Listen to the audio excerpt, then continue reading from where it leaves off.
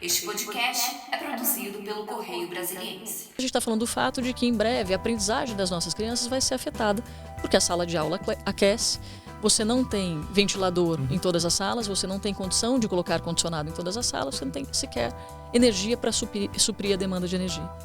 Então, a aprendizagem das nossas crianças vai estar comprometida.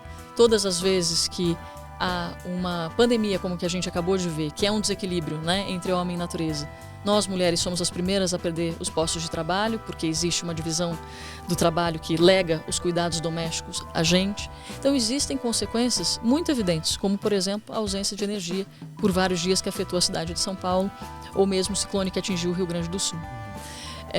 Os nossos políticos também precisam se qualificar sobre o tema.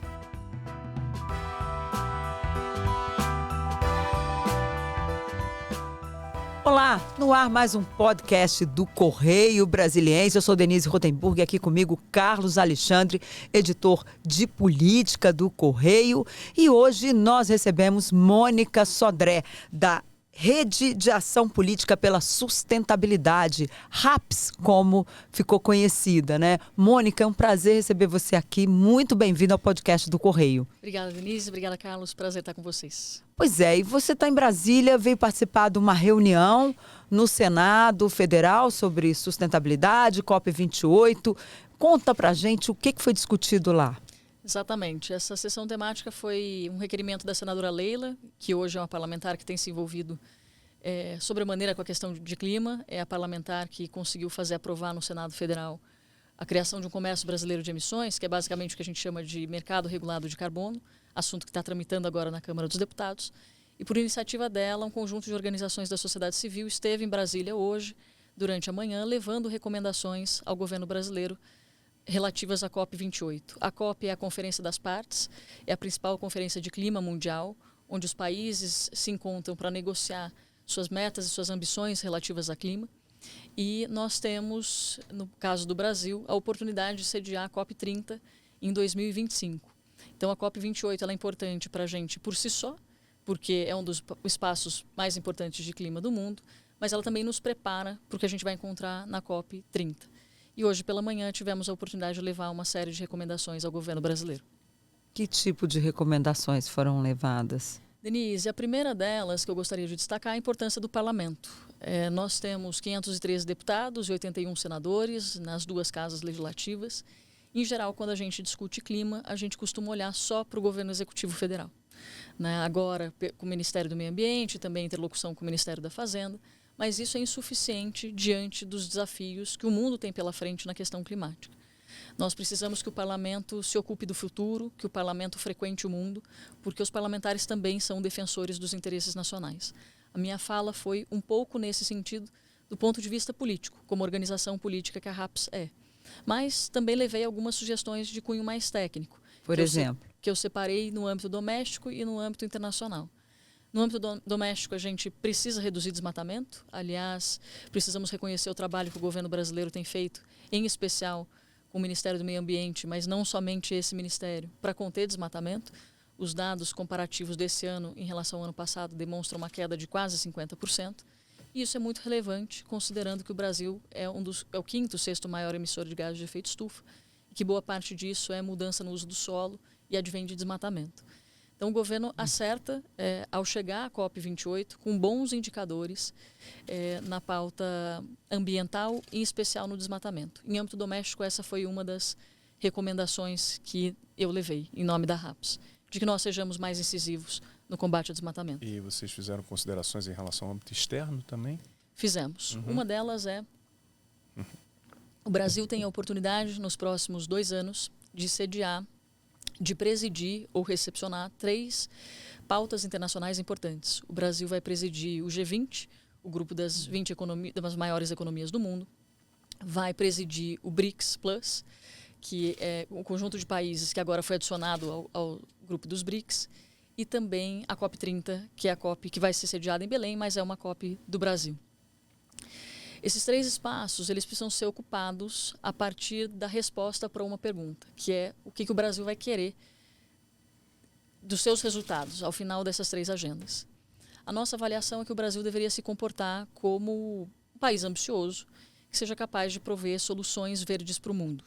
A gente historicamente se comporta como exportador de commodity e isso precisa mudar.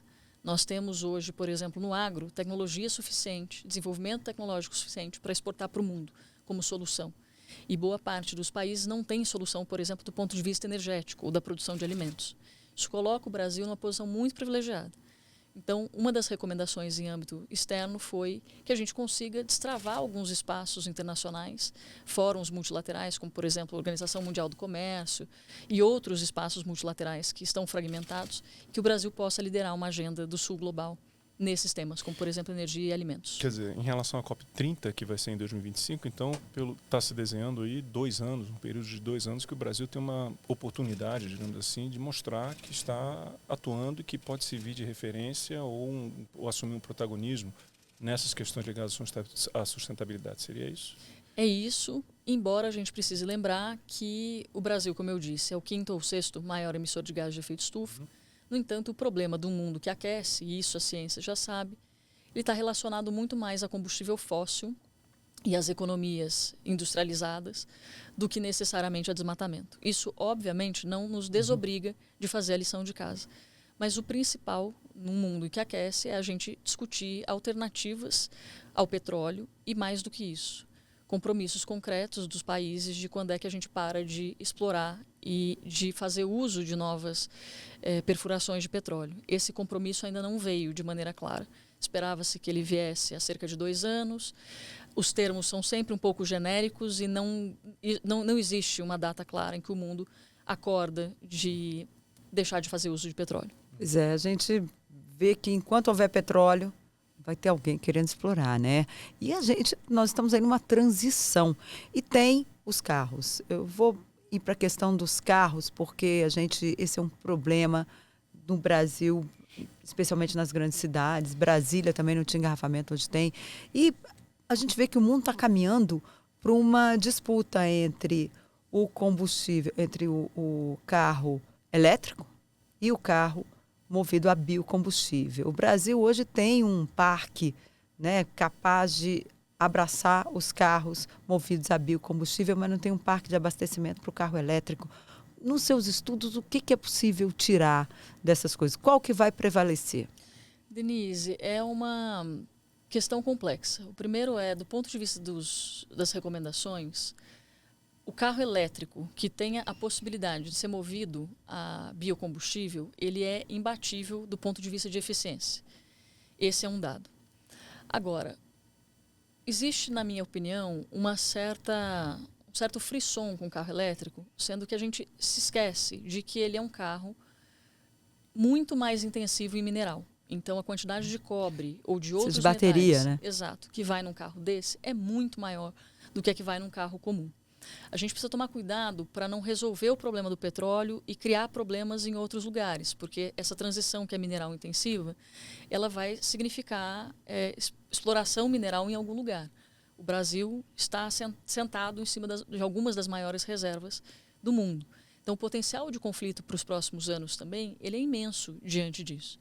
Então, do ponto de vista científico, a combinação das duas opções parece mais acertada, mas a gente não pode esquecer que tudo tem externalidade, né? Então, essa transição ela vai demandar mais mineral numa velocidade, numa intensidade muito maior do que provavelmente E também desmata, né?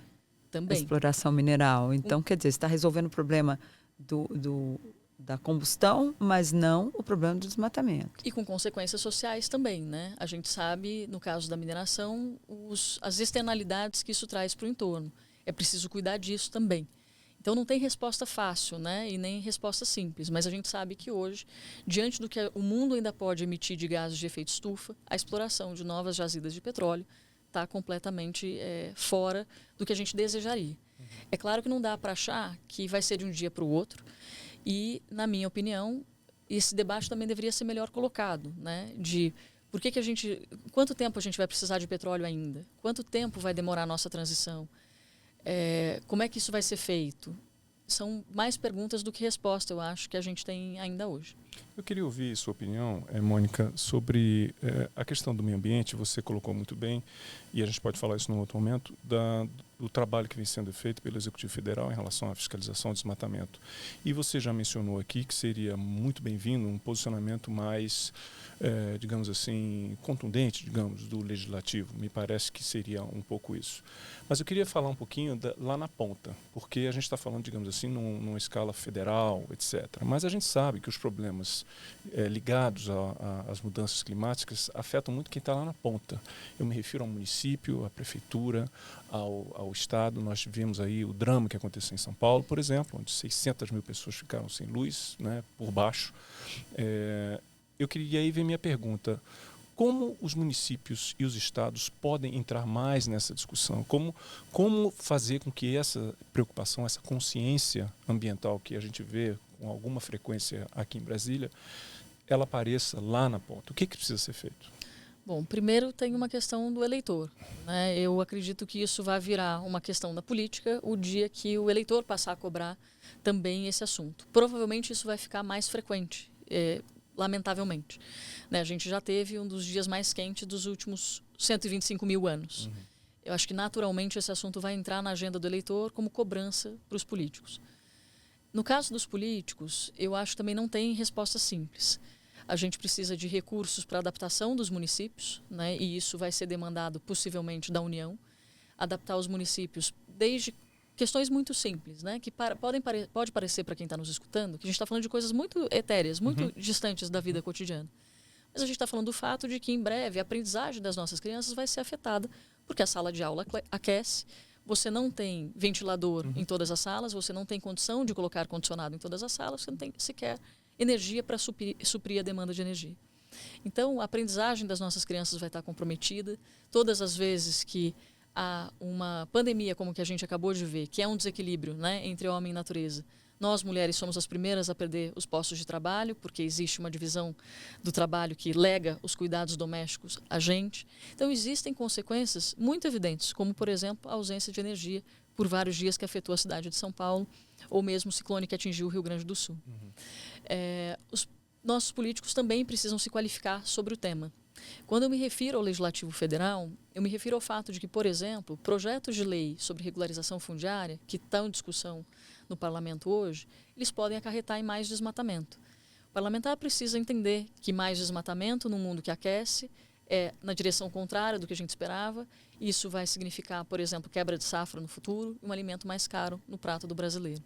Os políticos também precisam se qualificar. A organização que eu dirijo trabalha com isso há uma década, justamente ajudando políticos a entenderem melhor o que são esses assuntos e a tomarem melhores decisões no cotidiano. E como você mencionou, né, Mônica, esses problemas, a gente não está falando de um futuro, todos esses problemas já estão acontecendo agora. Quebra de safra, inflação de alimentos, queda de energia. Você vê nitidamente também um despreparo do poder público, uma lentidão em responder a esses eventos climáticos que vão ser cada vez mais frequentes, né? Exato, isso tem consequências também para a democracia. É um tema que eu particularmente estudo na minha vida acadêmica, que é a ligação entre democracia e clima, e que eu acho que não está adequadamente colocada no Brasil. Democracia é o único regime que o mundo conseguiu inventar em que os direitos estão preservados, mesmo os direitos das minorias e dos grupos minoritariamente representados. E clima vai ser um acelerador de desigualdades e vai no centro do direito das pessoas, seja o direito de ter a sua casa num determinado lugar em que escolheu, seja o direito à alimentação, o direito à água potável, enfim. Na minha avaliação, a gente vai ter um estresse das democracias nos próximos anos. A democracia já está em estresse no mundo, né? O nível de democracia do mundo hoje é o mesmo de 1986, quando eu nasci, o que é muito ruim. E, infelizmente, o clima vai ser um acelerador de desigualdades. E tem os mesmos problemas, né? Que, por exemplo, um deles, fazendo esse paralelo com a pandemia, um dos problemas é o negacionismo, né? Em relação ao clima. Achar que não, isso aí é conversa de ambientalista, isso aí não é. Esse é um dos problemas. O outro problema, como você mencionou, é a questão, inclusive se falou muito nos últimos dias, a questão do racismo ambiental. No sentido de que a população negra, ou de baixa renda, como queiram colocar, que é mais afetada pelas questões climáticas, né? E o mundo tem avançado gradativamente nesse assunto, o tema da justiça climática, né, de que a gente precisa ter a população negra na tomada de decisão, participando desses fóruns, tomando decisão nesses fóruns, mas ainda é muito incipiente, é muito, muito baixo. Você disse que a RAPS vem orientando e dando qualificação, tentando qualificar o quadro político nacional para enfrentar esses problemas. Quais os resultados que a RAPS já obteve na qualificação desses políticos? E quais são assim os estados onde atua mais? Hoje nós estamos concentrados principalmente aqui em Brasília, no Congresso Nacional. Um dos resultados que a gente mais se orgulha de ter obtido foi a aprovação da emenda de Kigali. A emenda de Kigali é uma emenda relativa ao Protocolo de Montreal, que cerca de 190 países do mundo assinaram, e ela é relativa à eficiência energética. Então, ela nada mais faz do que prever o acesso do Brasil a um fundo de 100 milhões de dólares e também a substituição gradativa de alguns aparelhos refrigeradores que usam um determinado tipo de gás, que são ruins do ponto de vista de aquecimento global. Era uma emenda que o Brasil tinha assinado no cenário internacional. O trâmite normalmente o executivo vai e negocia e envia isso para o parlamento. E esse assunto estava relativamente parado no parlamento há alguns anos. Até que nós tomamos conhecimento, junto com um conjunto de organizações da sociedade civil, em 2022, se eu não me engano, e por meio de uma articulação no Senado Federal, conseguimos aprovar. Esse é um dos resultados. Na minha última vinda a Brasília, uma das coisas que nos alegra também boa parte do desmatamento, e isso não nos alegra, mas o resultado nos alegra. Boa parte do desmatamento no Brasil está em área de floresta pública não destinada. Quer dizer, é uma área pública em que alguém alega que tem a propriedade e acaba grilando, acaba desmatando numa área que deveria ser patrimônio de todo mundo. A RAPS, no ano passado, criou uma PEC, uma proposta de emenda constitucional e também um projeto de lei. E o projeto de lei é justamente para tornar crime a inscrição fraudulenta do cadastro ambiental rural nessas áreas. Isso está em tramitação desde o ano passado, foi aprovado recentemente na na Comissão de Meio Ambiente e acabou de ir para a Comissão de Agricultura. E as perspectivas de aprovação são relativamente boas. Esses são 2 exemplos de como o nosso trabalho de bastidor e discreto acontece, sobretudo em âmbito federal. Agora, você acha que a gente tem tempo ainda para dar tempo de aprovar esses projetos a fim de evitar um desmatamento maior? Porque a gente vê que a questão é premente, tem que ser rápido, não dá para ficar esperando muito mais, né? O planeta tem pressa, como a gente cansa de ouvir por aí, mas parece que o Congresso não tem tanta pressa assim, né? Tanto é que o mercado de carbono está aí para ser regularizado, né? Aprovado pela Câmara já há um tempão e nada caminha. Qual vai ser, como cobrar a agilidade do parlamento? Quando é que eles vão criar consciência? Você tem ajudado aí nesse trabalho? Eu acho que tem algumas vantagens. O fato de que a gente tem um governo executivo federal hoje comprometido com a agenda, certamente ajuda e nos coloca na direção necessária. O parlamento é uma casa complexa, legítima, né? Legítima representante dos interesses da população e dos estados brasileiros. Não é simples coordenar, né? São muitos partidos e muitas tendências e variações ali dentro. Grupos de interesse também. Né? Grupos de interesse também, pressões das mais diversas. Agora, a gente tem uma tarefa que não é simples e não é só a RAPS, acho que todo o campo socioambiental, de tentar compatibilizar ou despolarizar a rivalidade que existe entre agro e meio ambiente. O agro representa hoje 25% do PIB brasileiro, aproximadamente 20% dos empregos. Quer dizer, as soluções que o mundo precisa, do ponto de vista, por exemplo, da produção de alimentos, elas passam pelo Brasil. Então, esse desafio não é simples. Sobre tempo, o relógio está contra a gente, né? E não é só o Brasil, é o mundo. Então, todo o trabalho disponível, acho que é desejado nessa direção de auxiliar os parlamentares e os tomadores de decisão em geral. Uma expressão que se fala muito, e eu queria saber sua avaliação a respeito disso, é de estarmos muito próximos do ponto de não retorno. Qual é a sua avaliação nesse momento em relação a esse capítulo específico? Carlos, a ciência, na minha opinião, se tornou um ator político. Parte do problema hoje é que os políticos estão longe da ciência. Então, quando na cúpula da Amazônia, que aconteceu em Belém nesse ano, a gente tem o tipping point, né, o ponto de não retorno, incluído na declaração, isso para mim é um avanço imenso, porque é a política reconhecendo que a ciência está dando contribuições efetivas à questão climática. E o professor Carlos Nobre, que cunhou esse termo, é das referências brasileiras no assunto, e esse é o ponto em que a floresta deixa de captar carbono e passa a emitir, quer dizer, é o contrário do que a gente espera do comportamento das nossas florestas. Me parece que a gente está muito próximo disso. Eu, tecnicamente, não saberia avaliar quando é que isso acontece, as projeções de quando é que isso acontece, mas já sabemos que a gente já desmatou muito mais do que deveríamos ou do que seria recomendado diante desse mundo que aquece. E mais do que isso, né? Não conseguimos baixar a temperatura que foi estabelecida como meta no Acordo de Paris. Quer dizer, então, além de desmatar mais do que deveríamos, não estamos reduzindo a temperatura. Né? Exatamente.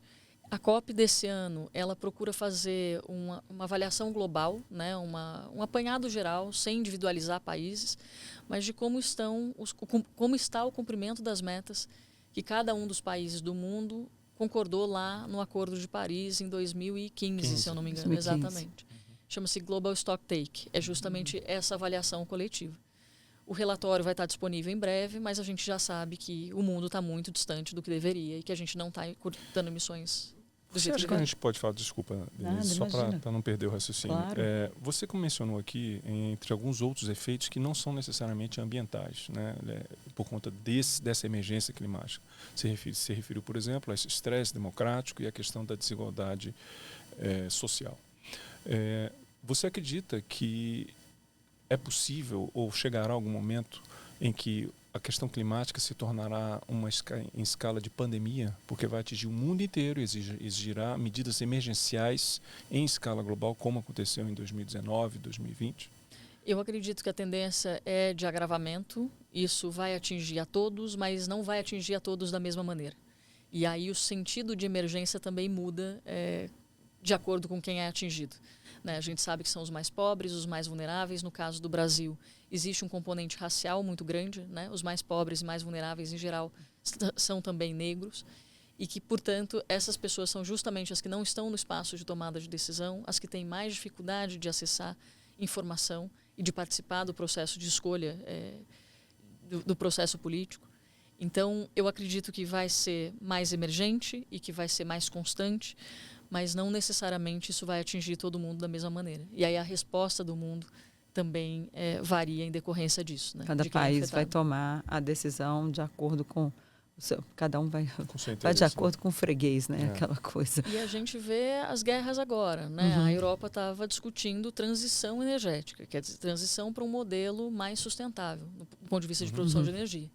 Com as guerras que estão acontecendo, a Europa já está substituindo o termo por segurança energética. Quer dizer, quando a situação fica grave, tudo bem a gente voltar para trás, se eu posso usar essa expressão, quer dizer, voltar a matriz mais poluente em nome da segurança energética. Que é carvão, que é petróleo. Exatamente. Agora, a gente está com o projeto de mercado de carbono, você mencionou que está para ser votado lá na Câmara.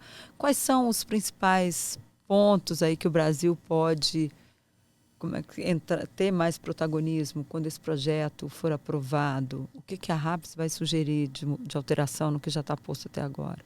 Nós temos atuado com esse tema há cerca de 3 anos, tanto no Senado agora quanto na Câmara. Esse é um instrumento que a Política Nacional de Mudança do Clima de 2009 já tinha previsto no passado e que demorou muito tempo até que a gente conseguisse regulamentar. E isso, na verdade, não saiu ainda. As perspectivas de aprovação são possivelmente nas próximas semanas. Esse é um instrumento adicional para que a gente possa reduzir emissões e trocá-las no âmbito do comércio internacional. E eu acho que o Brasil ganha em ter um projeto como esse aprovado preferencialmente antes da COP. Existe na nossa avaliação uma certa percepção de que isso vai ser uma bala de prata e de que isso resolve todos os problemas do Brasil, e não resolve. Mas certamente coloca o Brasil na direção do que a gente gostaria e de mostrar para o restante do mundo que está fazendo o seu dever de casa. Agora, isso inclusive, para a OCDE, isso é um ponto importante, né? E as empresas estão levando muito a sério essa coisa da sustentabilidade. Hoje já é voz corrente no meio empresarial que sem sustentabilidade não vai para frente? Não é voz corrente, mas certamente tem havido uma conscientização maior. Acho que quando os bancos, por exemplo, afirmam que não vão mais conceder crédito a empresas que estão ligadas a desmatamento, é o mundo financeiro dando a diretriz do que espera do comportamento dos negócios. Acho que isso é super importante. A gente tem outros bons exemplos de empresas brasileiras comprometidas com redução das suas emissões. Agora, sabemos que isso tem custos, né? Parte da Europa hoje discute, por exemplo, sobre rastreabilidade, que é a necessidade de você saber que toda a sua cadeia produtiva de qualquer produto está livre não só de desmatamento, mas de trabalho infantil, de qualquer irregularidade ou ilegalidade. Fazer isso tem um custo tecnológico grande. Que os grandes vão conseguir se adaptar é razoável a gente esperar, mas os pequenos e médios talvez fiquem de fora. Então, o que a gente precisa cuidar também no futuro, e esse futuro já está chegando à nossa porta, é que essa transição também seja justa, né? Que a gente não deixe ninguém para trás. Quer dizer, que a gente não exclua do mercado a parcela significativa de produtores pela dificuldade que cada um deles vai ter de se adaptar. Você mencionou a Europa e o Brasil está negociando lá o acordo União Europeia-Mercosul, e uma das cláusulas colocadas na carta, né, foi de que, olha, eles acham que, enfim, eles não separam o desmatamento ilegal do desmatamento legal. Né? É de área desmatada, não tem conversa, a gente não quer saber desse produto. Agora, no Brasil, existe o Código Florestal, até na Amazônia, considera ali possível desmatar 20% de cada propriedade, preservando 80%. Como é que vai negociar isso? A RAP está ajudando nessa negociação? Como é que está esse tema? Denise, é um tema que a gente acompanha e o nosso papel em especial é, como organização que leva insumos técnicos e subsídio técnico aos políticos, ajudá-los a entender do que se trata. Foi isso que nós fizemos no início do ano, quando levamos, por exemplo, uma delegação de parlamentares à Europa, justamente para discutir isso. A percepção de parte da opinião pública no Brasil é de que essa seria uma medida protecionista. Naquele momento em que eu tive a oportunidade de levar essa delegação à Europa, o que eu discutia era, não faz muita diferença o que a gente acha sobre a legislação no fim do dia, porque ela está em discussão e ela vai entrar em vigor. Essa legislação que você se refere é a devida diligência, que obriga qualquer empresa que opera no mercado europeu a ser responsável pelos produtos, pela toda a sua cadeia produtiva. Então, se eu comercializo café, eu sou responsável pelo plantio do café, pela emissão do carbono até chegar na Europa e assim sucessivamente. Um dos pontos graves é que ela prevê que não vai haver compra pelo bloco europeu de produtos ligados a desmatamento legal e ilegal. E o argumento brasileiro é que a legislação brasileira, que é uma das mais avançadas no mundo na questão ambiental... Que é o Código Florestal. Exatamente, que ela libera uma porcentagem de desmatamento. Não saberia dizer como é que isso vai ser negociado, mas sei que isso tem implicações também para o Acordo União Europeia e Mercosul, que está em discussão há cerca de 20 anos, que criaria um dos maiores mercados comerciais do mundo e que a gente também não tem conseguido ver aprovar. Esse acordo a implementação dele foi suspensa por conta do desmatamento no governo anterior, né, por conta da dificuldade do Brasil de cumprir os seus compromissos ambientais. Agora, essa tendência que a Europa está apresentando, independente se é ou não protecionista, ela é uma tendência para o mundo. A Europa hoje é o nosso segundo maior parceiro comercial, responde por 18% das nossas exportações, 80% disso é agro. Então, eu imagino que essa tendência que hoje a Europa aponta, amanhã vai estar nos Estados Unidos, assim como na China. Quer dizer, a gente vai precisar se adaptar. Rastreabilidade é um dos fatores fundamentais para isso. Eu queria voltar um pouquinho para o cenário doméstico, falando um pouco da legislação. Como é que vocês enxergam, do ponto de vista de sustentabilidade, a questão da reforma tributária? Né? Porque a gente sabe, existem países que incentivam muito isso, Canadá, por exemplo, essa questão de você dar incentivos tributários, inclusive, a quem tem uma determinada atividade econômica. Essa discussão chegou a ser colocada ou ela passou ao largo do que foi debatido na reforma tributária? Como é que você avalia isso? Carlos, é um assunto que eu pessoalmente tenho acompanhado pouco, embora eu adoraria ter visto, eu não vi, e aí é desconhecimento meu, avaliações sobre o quanto essa reforma, que foi aprovada recentemente, está ou não em linha com os compromissos que o Brasil assinou do ponto de vista internacional, inclusive em relação às suas emissões de gases de efeito estufa. Quer dizer, a gente está subsidiando combustível fóssil, continua fazendo isso, existe empenho / direcionamento para subsidiar adequadamente a energia renovável. Eu confesso que eu não vi, porque esse assunto, embora seja importante, ele não está no âmbito principal do que a gente está acompanhando hoje na RAPS. Mas eu também não vi estudos sobre isso. Agora, certamente, a questão dos tributos é fundamental para você incentivar ou desincentivar determinados setores, né? Agora, a gente tem acompanhado muito essa questão, né, cobrando muito do Brasil, mas a gente vê que os Estados Unidos agora, recentemente, autorizou a exploração de petróleo no Alasca, né? A gente vê a Europa voltando para a energia fóssil, como a gente já falou aqui, combustíveis fósseis. De petróleo na Amazônia também. Pois né? é, exatamente.